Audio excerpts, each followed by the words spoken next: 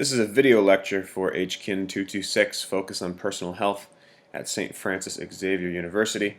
This video is just to go over the last 4 slides remaining in our Chapter 3 on stress. We finished in class last time watching this TED Talk by Kelly McGonigal about the upside of stress, or how to make stress your friend. And we identified 3 main lessons from that video. Plus 2 other pieces of information, ways to interpret stress or help to achieve these 3 main lessons. These are in the notes that are currently posted online, so no need to rush and copy these down or worry that you forgot something last time. So our lecture will pick up with some effects, some lifestyle effects of stress, some lifestyle factors that can impact and modify stress. And then we'll move on eventually to Chapter 4, which is weight management. But here we're talking about sleep, because sleep seems to affect stress or vice versa. Sleep is at least intimately related to stress. We think that we need about 8 hours per night in order to perform at our best, but we're not too sure what that means. We know that too little sleep, though, can cause stress.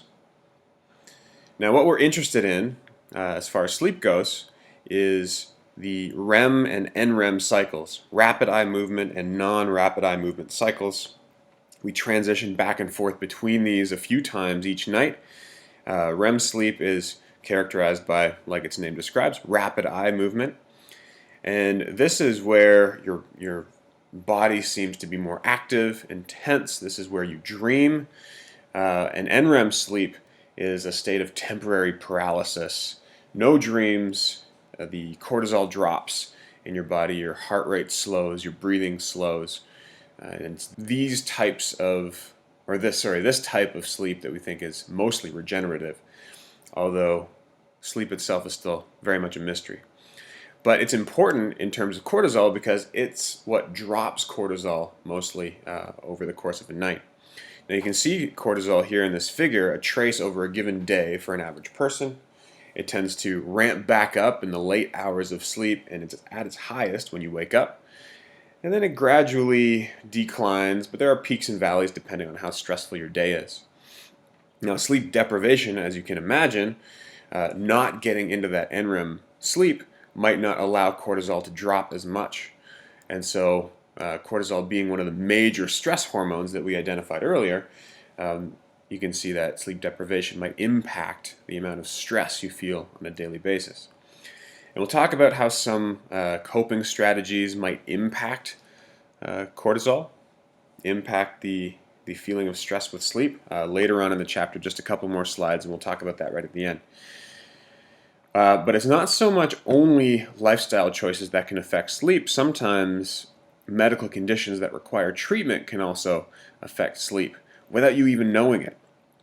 Sleep apnea is characterized by soft tissue collapsing in the back of the throat and blocking the airways. And when that happens, obviously you can't sleep. You wake up abruptly in order to restart breathing, but oftentimes you don't even realize it in the middle of the night. You readjust and go back to sleep, but this disruption, moving out of REM or NREM sleep, can cause sleep deprivation and affect cortisol and stress levels throughout the day. So you can see what sleep apnea looks like here. A normal sleeping person on the left has clear airflow through the back of the soft palate down into the trachea and the lungs. That's what we want in order to stay awake stay alive during sleep. And then in sleep apnea, you can see the soft tissue, the tongue, the epiglottis collapsing towards the back of the throat.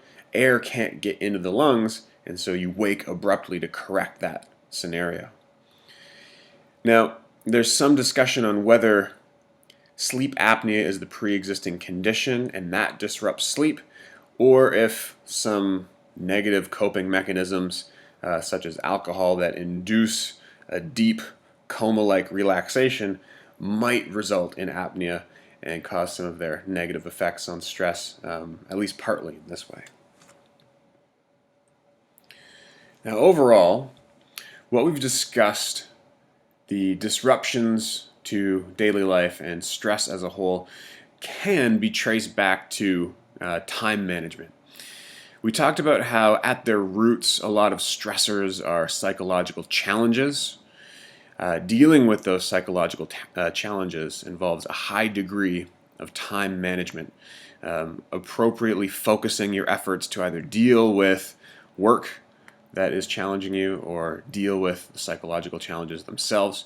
So time management is a very key issue, something that isn't ingrained in a lot of people and that most everyone has to learn. And so a few ways to approach time management, a few different tricks that you can try are listed here. The book goes into a bit more detail, but I've listed a few that have worked for me, or at least that I consider to be fairly effective. The first and foremost of which is to prioritize.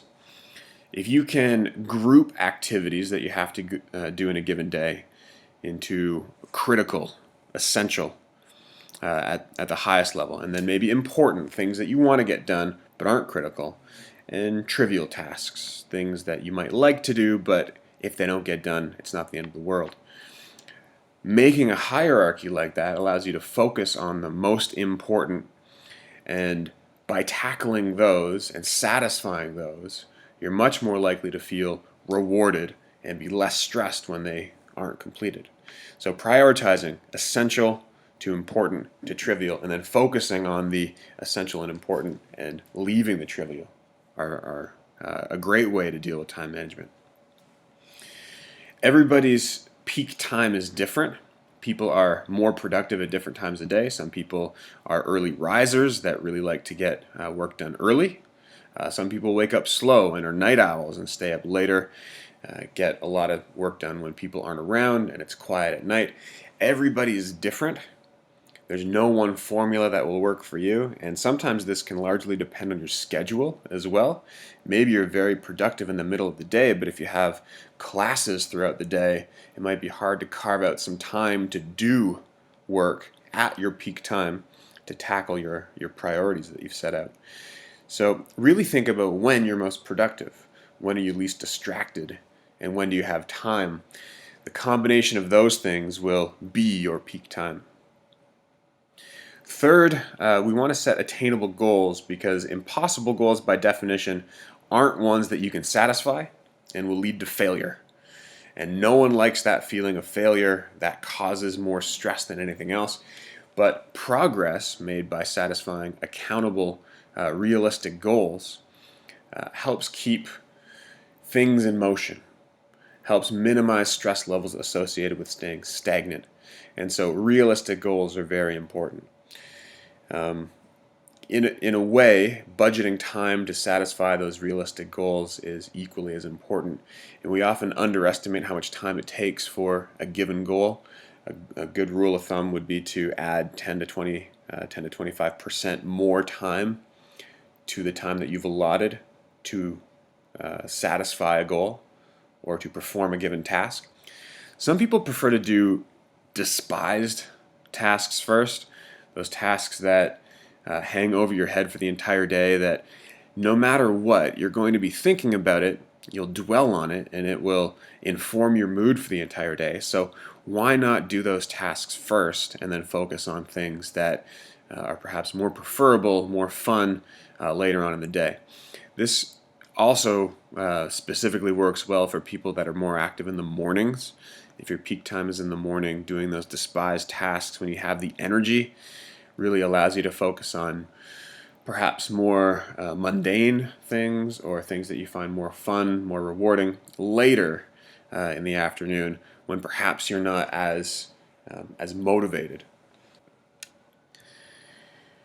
We got to this sixth point briefly as we talked about realistic time budget, but planning breaks, planning free time, planning play time isn't wasted time.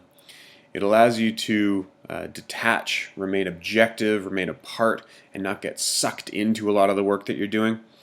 Planning this break time really will help kind of refresh your mind and allow you to look at a goal or a task with a unique perspective, or a refreshed perspective. Similarly, identifying what we call time sinks, things that consume more time than allowed, is another activity of this objective planning.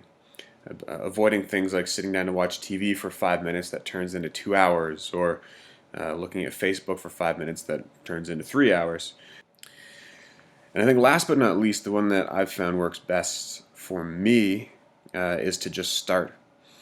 It's easy to wait until there's a perfect time and try to plan everything out, but there isn't a perfect time often, and it ends up being a tool that encourages procrastination. And so just starting, saying that you'll sit down for 5 minutes to work on a paper, or to read part of a chapter, or to study for X midterm. Just sitting down for 5 minutes often will snowball and become more than 5 minutes. Just like a time sink in the negative sense, just starting could be a time sink in the positive sense. Now there are many other kinds of successful strategies, and we're listing them here just briefly. The book does have a little bit more, but we can summarize most of them here as well. We want to remain objective and detached so that we can identify stressors, the things that cause us to not follow our time management schedule, or the things that cause us to feel stressed. But sometimes it's difficult to remain so objective, especially when there are personal feelings involved in the stress. Often the dialogue might be negative, the dialogue that you might use to try to identify these stressors, and not objective in the purest sense. Some solutions might be to predict challenges for the following day. Sit down at some point in the evening to predict things that might not go according to plan, if you have a plan or not, and then just trying to predict those might foster some solutions. You might automatically start to consider some solutions. We've discussed briefly meditation, and it is a smaller subset of larger spiritual practice in a lot of cases. Engaging in spiritual practice does help a lot of people to be relaxed, to not be stressed. There's the social group aspect of spiritual practice. Meditation itself can help improve coping skills and attitude, like we've talked about already in a previous chapter.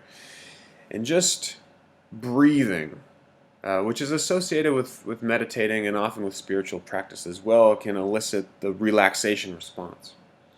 Taking a deep, slow breath, not a tight, quick breath, can elicit physical changes that cause your body to relax.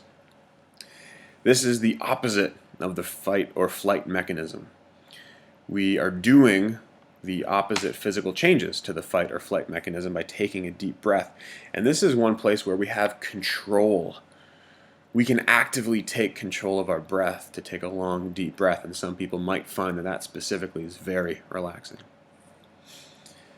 Some people find that documenting their efforts in writing is a good way, especially if you're more towards the introverted side of the scale and you don't want to burden your support network just yet. Documenting your efforts in writing can be just like engaging your support network. It's just like confiding in somebody, but you're confiding in yourself. And then rereading what you've written will often trigger feelings of compassion, will trigger problem solving. It allows you to get outside of the problems and have more of an objective role in dealing with stress. Of course, cultivating humor can also, by definition, foster a positive outlook, as long as that humor is not self-deprecating. Schoolwork or housework or anything that you do mindfully or objectively is another word that you can insert here, will help deal with stress and promote the relaxation response. And some quick ways to see whether or not you're tense or being mindful and objective is to just monitor your bodily sensations. As you're writing or studying, is your tongue pressed to the roof of your mouth? Or are your shoulders hunched? Do you feel tension in your shoulders?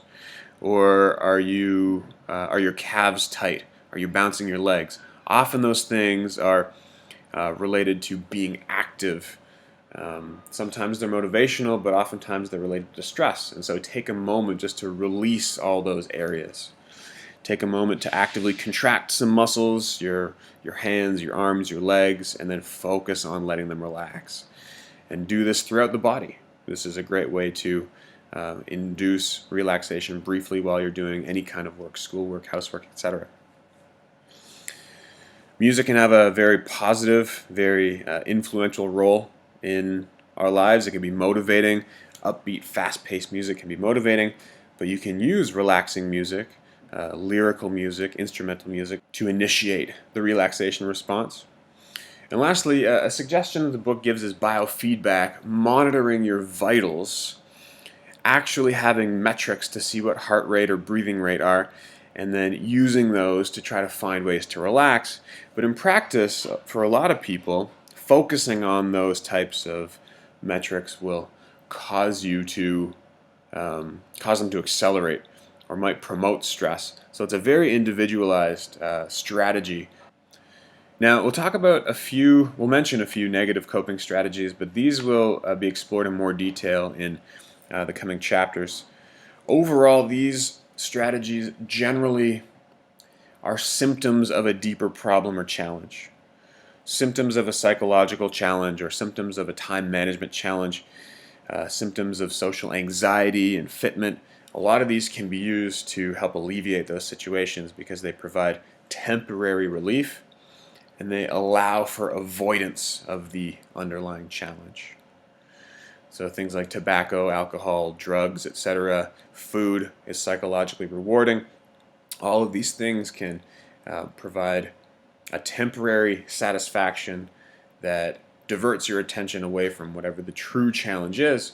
But the difficulty here is that issue remains unresolved.